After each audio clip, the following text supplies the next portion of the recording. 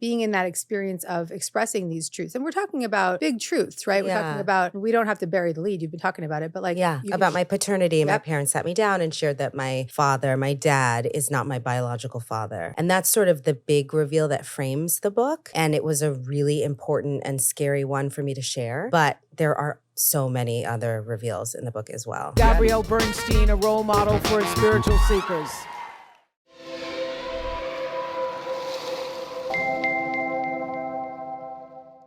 Kerry.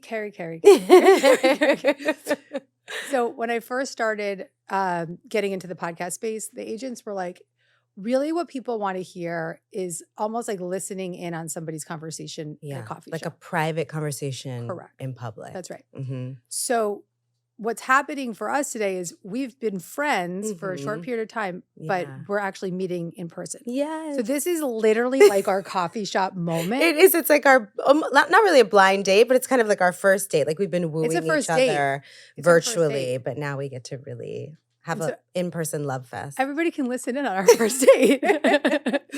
I love you. I am so grateful to be in your presence. Same. You have been blessing the world in the last month and a half with extreme presence, extreme authenticity, grace, vulnerability, just big stuff.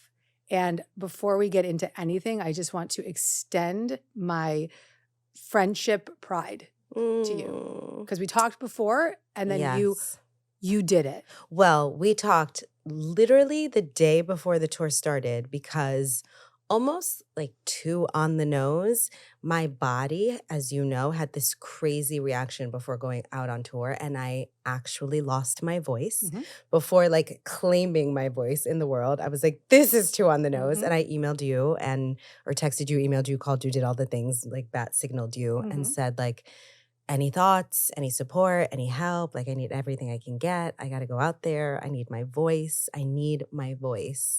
And you were so incredibly supportive in all the ways, like physical, spiritual, emotional, metaphorical. Well, get used to it. That's how I do friendship, and I will continue to be like that with you. Same. I kind of just go so in, so hard, so fast. It's Love it. And I had people showing up at my door, like I have a we got light. you tuned up. It was amazing. But you need to remember what he said, like go in big before you go out big. Yes. And so you did. You did that. Yeah. And now that you've been out so big, how are you feeling? I think I'm going to have more and more awareness to be able to answer that question as days go by, because this is literally the last day of interviews for the book, for this round of the book, right? Like maybe I'll do more for paperback. Like I'm sure it's an ongoing conversation, but this is the last scheduled day. I saved the best for last. I think I'm feeling excited. I'm feeling relieved. I'm feeling really grateful. I'm feeling a little bit sad. Oh, what's the sad about?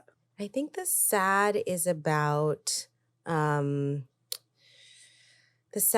how wonderful it's been. It's tied to the gratitude, right? Like it's been so wonderful to be in community with people, to be in conversation with people, to be this kind of open and connected to my true self, making so much room for other people's true selves, to be like unmasked and unguarded publicly in such a big way. It feels like, not that that's going to end, but that this sort of event, the eventization of me sharing myself in this new way is coming to an end. So it's about the closure of the tour. Get that big time. Do you have that with each book? Or yes, but for you specifically right now, I can see what went down. It's like you had this huge, this is your memoir. We're talking about Thicker Than Water. If you've been living under a rock, you don't know what we're talking about.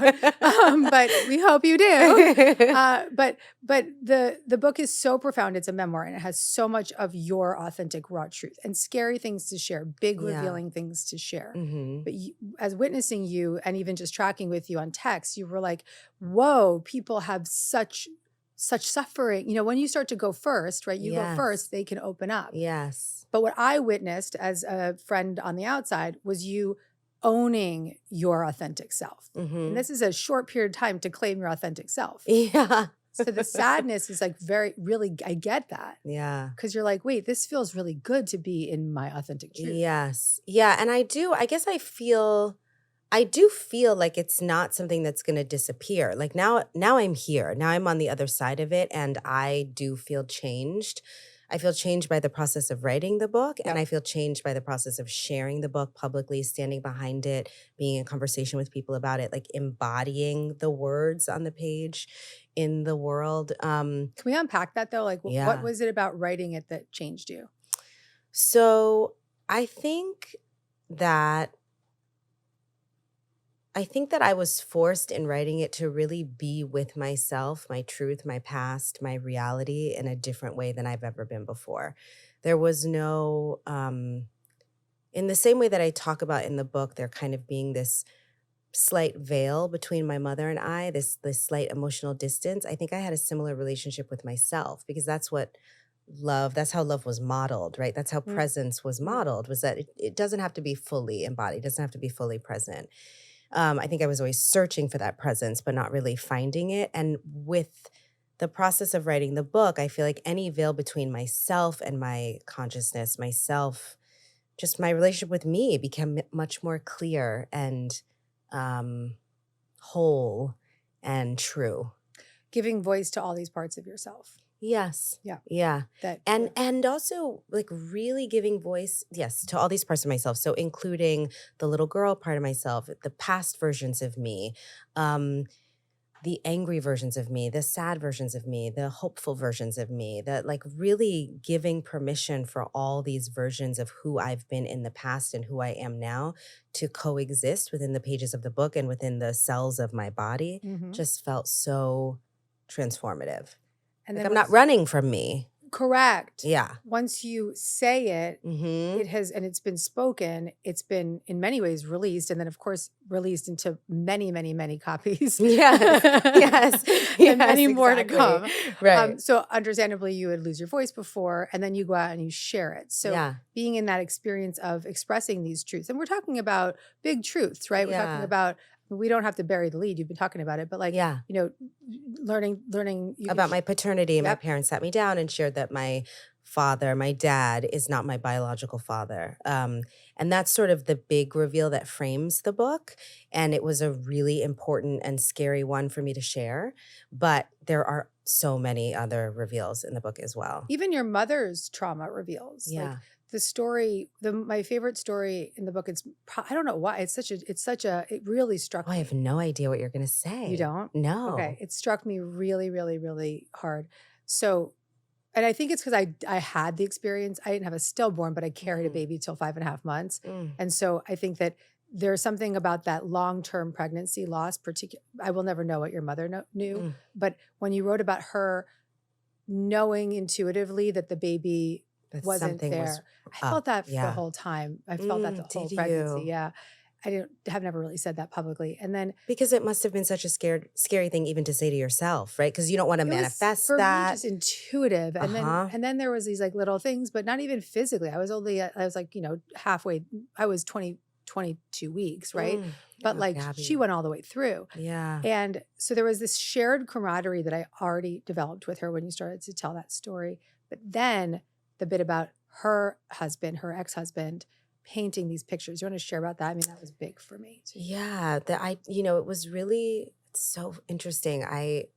My mother was in this really abusive marriage, and she wound up having this stillborn child, and it was emotionally abusive mostly. But then I discovered, shot a gun toward my mother in the apartment that I grew up in my bedroom that I grew up in. Right. It's so hard for me to wrap my head around that pain that my mother was in. And yes, what you mentioned, that he was a painter, and he used to paint as she was trying to cope with the loss and the mourning of the stillbirth. He would paint these portraits of pregnant women with empty wombs. And that was like, yeah, I was like, motherfucker. Yeah. Yeah. But I'm happy that you were able to give voice to that story on her behalf. Yeah. I wonder how she feels about that. I wish she was here right now in this room to ask her. I will ask her tonight. I think in a lot of ways, I've watched my mom, to watch the change that she's been going through has been really inspiring because she too, I mean, our whole family has been shedding our secrets in the Mhm. revelation of this book. Mhm.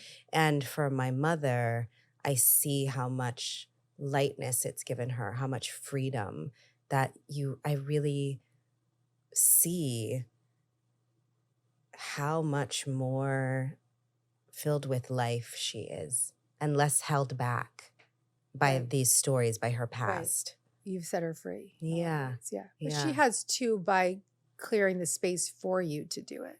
Right? Yes. I mean, I She could feel have said like we've set no. each Yeah. other free, right? Like we're so entwined, the three of us, that to tell this story, which is so complicated because I think it's always easier to write a memoir when the story is only yours. But who has that memoir? Because everybody's in relationship, right? Totally. But me telling this story is telling the story of our family. I mean, Yes. it's my story, it's my life, but because of how I was conceived and how I was raised and how intertwined we are, especially because I'm an only child, Mhm. I was telling their stories as well. And so we've been freeing each other, like as we hold hands and walk through this book being shared with people and these Q&A sessions and this book launch and these podcast interviews, we are really freeing each other. Like it's so interesting. My dad called me a couple of weeks ago because I don't know what was different about that interview, but the interview that I did with Oprah for Super Soul Sunday, he was like so moved. Hmm. He just, all along the way, my dad would say, I don't like it, I don't love it, but I trust you. I trust you. And I sometimes would feel like he was saying, I trust you, almost like a warning to me, like, I Mhm. trust you. And also, like, to convince himself, I trust her. Hmm. But I realize that in some ways, trust is like love in that it's a verb, that actually the handing over to me, like the giving me the agency to tell our story, even if he didn't feel the trust, it was an act of trust. And I see now the gift of that trust, the result of that trust is how free. I mean, he felt like listening to that interview, he was like, I felt so honored. I felt so seen. I really get it. I get what people are getting from the book. Yeah. Yeah. And it's a common story. I mean, you met our friend Danny Shapiro, our Yeah. Oh friend my now. gosh. Yeah. Thanks to Yeah. you. Oh I my mean, goodness. those reveals. So Danny Shapiro wrote this incredible book called Inheritance. Yep. And Danny is the only other person who really has a big book about finding out that you were conceived with the help of a donor. Yeah. And reading Danny's book was really helpful to me. That book came out like a few months after my parents told me. Oh, wow. Yes. Wow. And my What a gift to husband heard you. Danny being interviewed on NPR and sent it to me. And I got the book immediately. Yeah. And I sent it to my mom. And I was like, if you read this, you will start to understand, even Yeah. though her journey is so different because she found her donor like 36 hours later. It's a crazy story. Such a crazy And if story. you knew her husband, you'd be like, oh, okay, that makes sense. That tracks. Yeah. Yeah, I'm dying to meet him. Yeah, he's amazing. So I'm really, really, really grateful to now have Danny in my life, like to know her and to be in relationship with her. And we met for the first time, and it was like, we couldn't be more different on the outside, right? Like she was raised white and Jewish, and I'm obviously not, and she's a little bit older, but we are like, we have such parallel lives, like our inner lives are such mirrors for each other because we had such identical experiences. To grow up not knowing. Yeah. Yes, to grow up not knowing Yeah. that you were donor conceived, but knowing. But knowing but not Yeah. knowing. Yeah. And how that disconnection with our own sense of self, that disconnection with our own sense of intuition, right? To have to disconnect from our intuition in order to stay in relationship with our families, how that impacted us. Similarly with eating disorders and with sexual abuse and with, just all of it. Yeah. Or You covered abuse. it all. You Yeah. covered it all in that book, in this book. You really did. And that was the other thing. It was like, you're not just revealing this one truth, but then there's this next truth. Yeah. And there's this addiction truth, and there's this trauma truth. And it's a lot. I understand. And I similarly had the experience. I was able to speak to you from that place of knowing when my book Happy Days came out, it was on my Yes. trauma story. Yeah. A bit of a memoir. I was in that same place. I was like freaking out freaking out, but knowing that what that I was was on the being other carried side. on the other side. Yes, Yes, yes, exactly. yes. Yeah. And I don't think that God gives us anything that we can't handle. I really believe that. And it was time for you. Yeah, it was. It's funny because my friend Eva Longoria was like, why would you write a memoir? Why would you do this? Why? She said, though, when she started reading it, when it was announced, she was like, I don't understand. What are you doing? Are you crazy? She said when she got to the end of it, she was like, oh, I get it. Yeah. You had no choice. Yeah. Like this stuff it had to come out for you to feel like you were living your life. It's also like a next level of service. Like you're a woman who's lived in the service of others. You've lived in this very, very vocal, authentic way, speaking on behalf of others. But this was like your service, speaking on behalf of yourself in the service of others. It's funny. I've never said this before, but I think as you were just saying that, I think one of the reasons why I felt like I had to write it is it almost felt like an amends to the people who have held me up or held my family up in some spirit of perfection or idealness, right? Like all these people who kind of were looking up to me or looking up to our family. And I felt like when I got this truth, I owed an amends, like a corrective storytelling to people to say, I want you to know the truth of it. I don't want you to think that good comes easy. I want you to know that, yes, like there are really beautiful things about our family and there is a lot about myself that I love and celebrate, but that shit doesn't come easy. And I think I may have made it look easy because my parents made it look easy and they were telling the story that it was easy and I was perpetuating this story that it was easy because I thought I had to, and I wanted to maybe be in the service of that amends to say, I'm sorry if I made it look easy. I want to be more honest because when you know more, you do better, or whatever that saying is. Like when you know better, you do better. So I think I'm having that thought for the first time, but I think that was part of it was like, I want to be transparent about who I am because I know that there are people who look up to me and who, think that I know what I'm doing. Well, I think about the little girl who was like in the talented and gifted program and like living in the fancier building and, in the area that was like people were struggling. And then you guys were like, we are going to care for our building. I mean, thinking about it's like this like it was ingrained in you as a child, like show our strength. Right? Yes. I don't want to put that on you, but that's just true. Of what I heard. I think it's a big part of also the dynamic of the Black community in this 100%. country. And, you put your best foot forward and you maintain appearances. You're representing the race. Women do it. As women, we have to make sure we work twice as hard, all that stuff. Right. But at the same time, what a gift to the Black community to be able to be like, here's my truth. Like I'm in this, I've been struggling. If you like this video and you want to get more Gabby, check out the next one right over here.